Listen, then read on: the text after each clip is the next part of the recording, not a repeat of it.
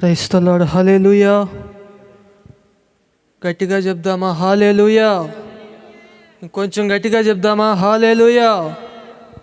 మన ప్రభువును రక్షకుడైన యేసుక్రీస్తు అతి శ్రేష్టమైన శుభప్రదమైన అద్వితీయమైన ఘనమైన నామంలో కూడి చేరి వచ్చిన మీ అందరికీ నా హృదయపూర్వకమైన వందనాలు.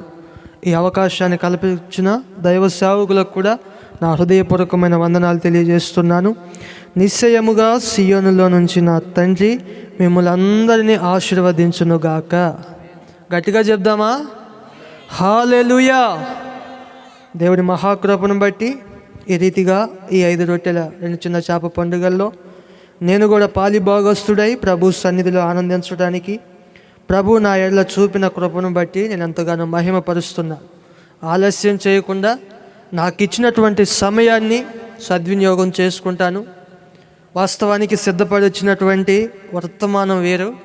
ఇక్కడికి వచ్చిన తర్వాత ఇచ్చిన సమయాన్ని బట్టి కొన్ని విషయాలు నేను మీతో మాట్లాడతాను. ఒక వ్యక్తి నుంచి దేవుడు ఆశపడేది ఏంటి అంటే, ఒక వ్యక్తి నుంచి దేవుడు కోరుకునేది ఏంటి అంటే, ఆస్తులు కాదు, అంతస్తులు కాదు, సిరి సంపదలు కాదు, బంగారం అసలే కాదు.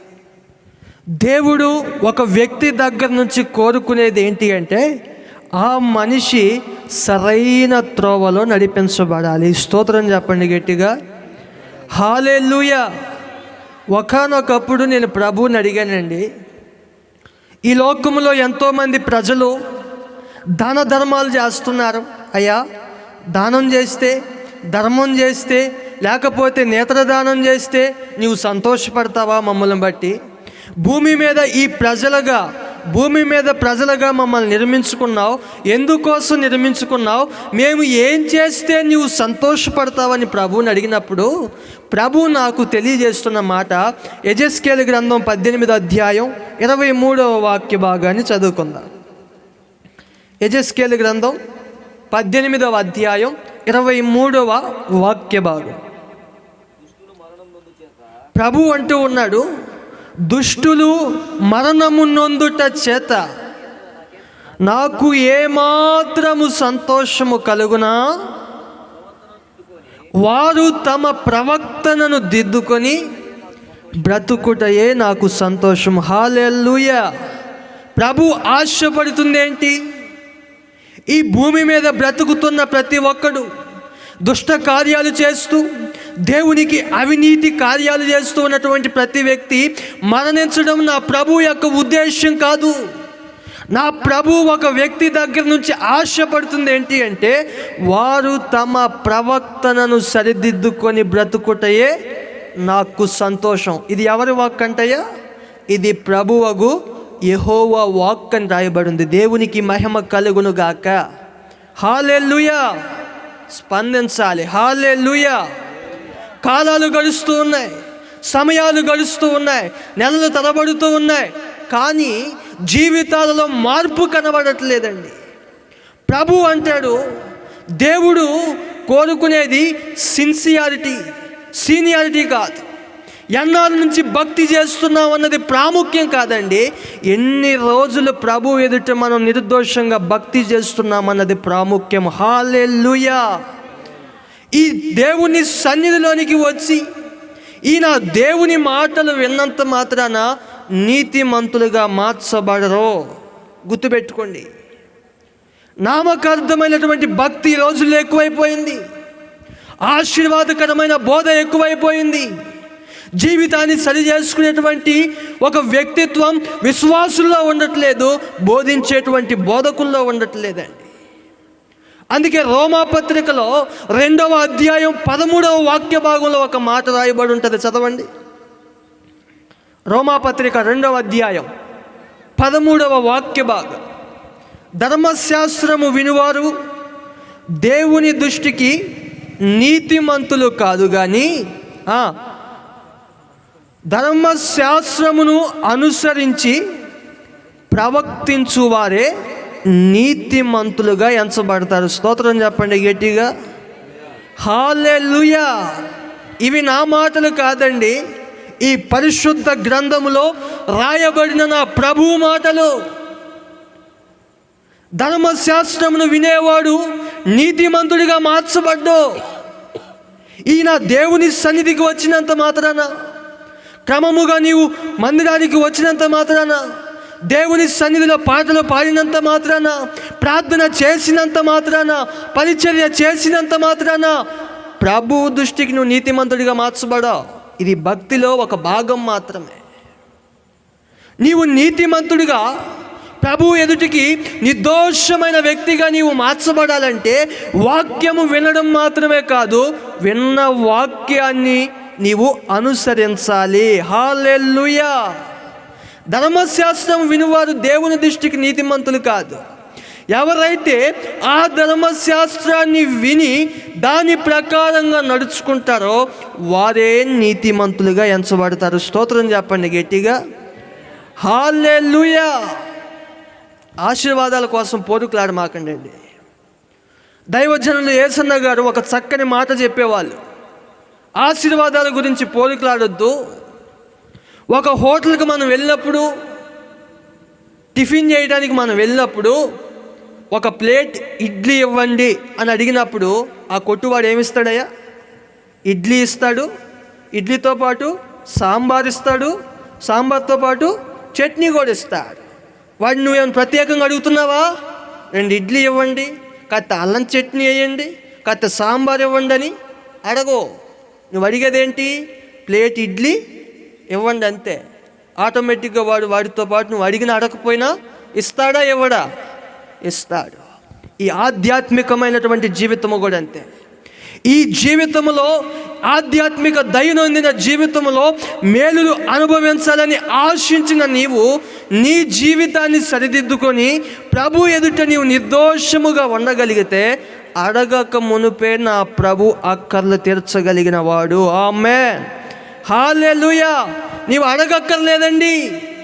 అడగక మునుపే నా ప్రభు అక్కర్లు తీర్చగలిగిన దేవుడు. ఆ అక్కర్లు నీవు పొందుకోవాలంటే, ప్రభు దగ్గర నుంచి ఆశీర్వాదాన్ని నీవు పొందుకోవాలంటే యోగ్యమైన వ్యక్తిగా నీవు మార్చబడాలి. స్తోత్రం చెప్పండి గట్టిగా. హల్లెలూయా. బాధపడినంటే ఇంకొక చిన్న మాట అడుగుతా. అడగమంటారా వద్దా? మీరు అడగమంటేనే అడుగుతా, లేకపోతే లేదు. అడగమంటారా? నూతన సంవత్సరం వస్తుంది. ప్రతి ఒక్కరు ఏం తెస్తారు చెప్పండి అమ్మా? వాగ్దానాలు తెస్తారు.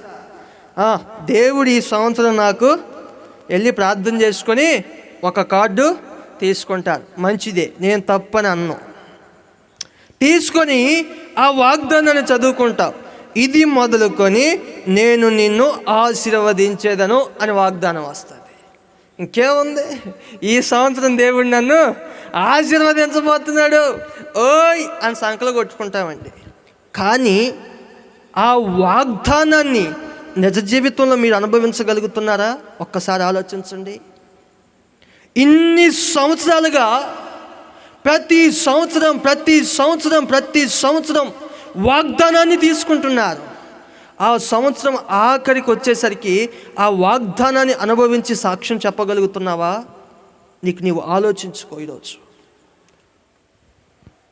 వాగ్దానం, దేవుని యొక్క ఆశీర్వాదాన్ని మనం స్వతంత్రించుకోవాలంటే ఖచ్చితంగా దేవునికి యోగ్యమైన వ్యక్తిగా మనం మార్చబడాలి. స్తోత్రం చెప్పండి గట్టిగా. ఆయన మన దగ్గర నుంచి ఆశపడేది ఒక్కటే, మన ప్రవర్తనను సరిదిద్దుకొని బ్రతకాలి, నీతిమంతులుగా మార్చబడాలి. నిర్దోషవంతులుగా మనం జీవించినప్పుడే దేవుని వద్ద నుంచి వచ్చే ప్రతి బహుమానాన్ని, దేవుని వద్ద నుంచి వచ్చే ప్రతి ఆశీర్వాదాన్ని అనుభవించగలుగుతాము. హల్లెలూయా. గమనించండి, నేను విమర్శిస్తున్నానని అనుకోవద్దు. కొంతమంది ఉంటారు ఈ సేవ ప్రారంభం నుంచి మేము ఉన్నామయ్యా, పునాది వేసిన దగ్గర నుంచి నేను ఉన్నానయ్యా.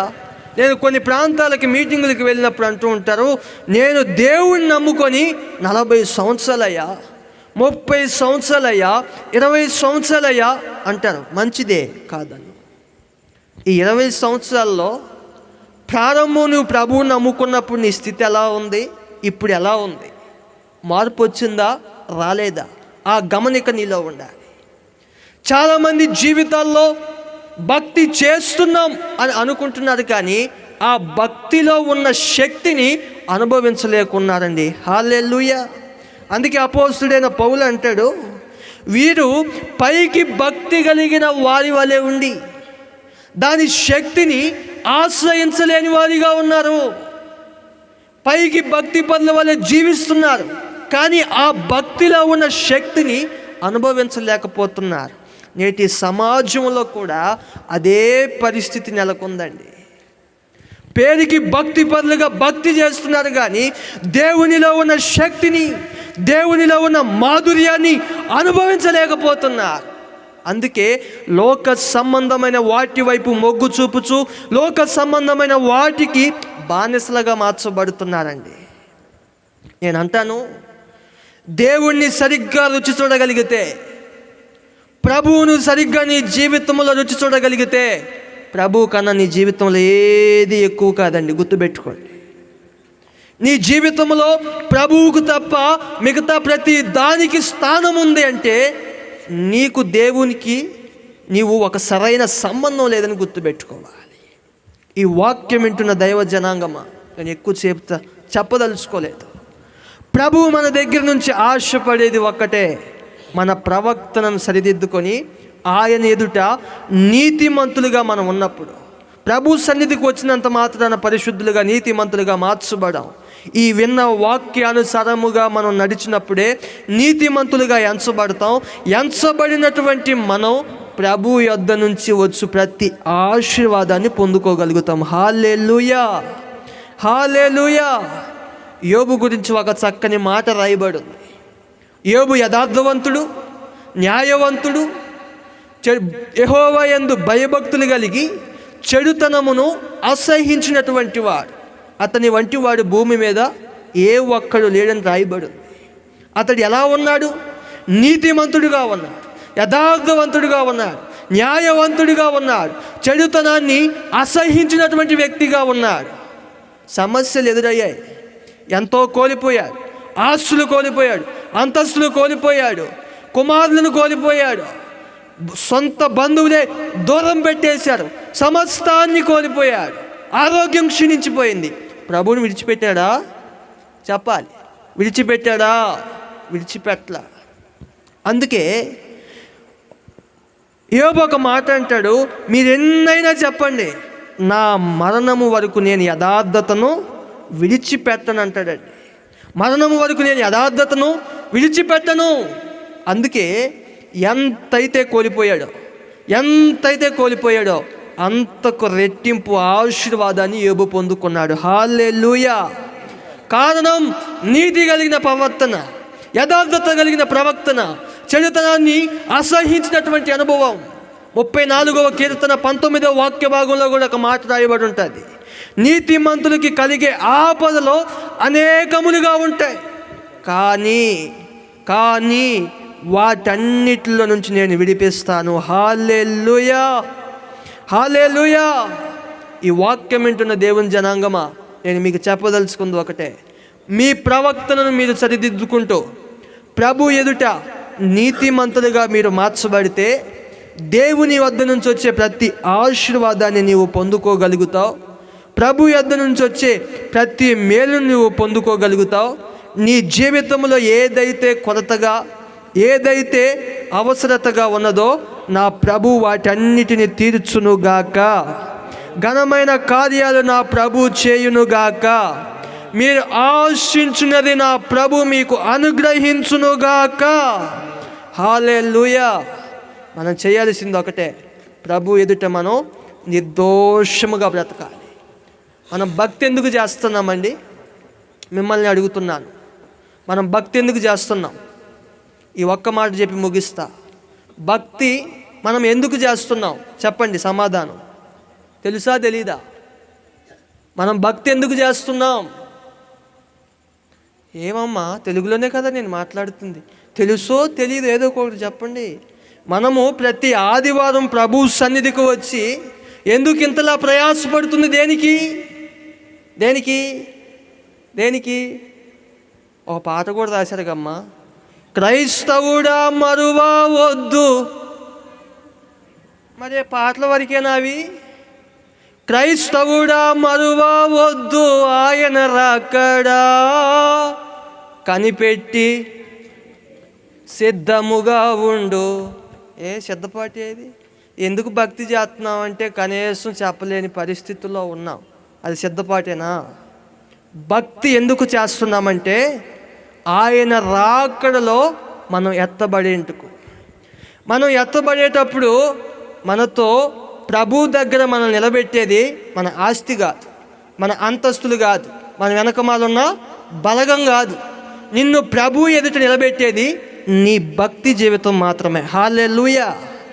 ఆ సరైన భక్తి జీవితంలో నేను నడిపించబడితే ప్రభు యొక్క దృష్టిలో ఆయన రాకడలో నువ్వు ఎత్తబడతావు. యుగాయుగములు ప్రభుతో పాటు నీవు నివాసము చేయగలుగుతావు. హల్లెలూయా.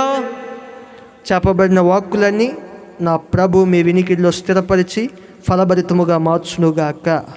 ఈ అవకాశం ఇచ్చిన దైవ సేవకులకు కూడా నా హృదయపూర్వకమైన వందనాలు. చాలా చక్కని వర్తమానం అందించిన బ్రదర్ సామ్యూయల్ గారికి నా హృదయపూర్వక వందనాలు.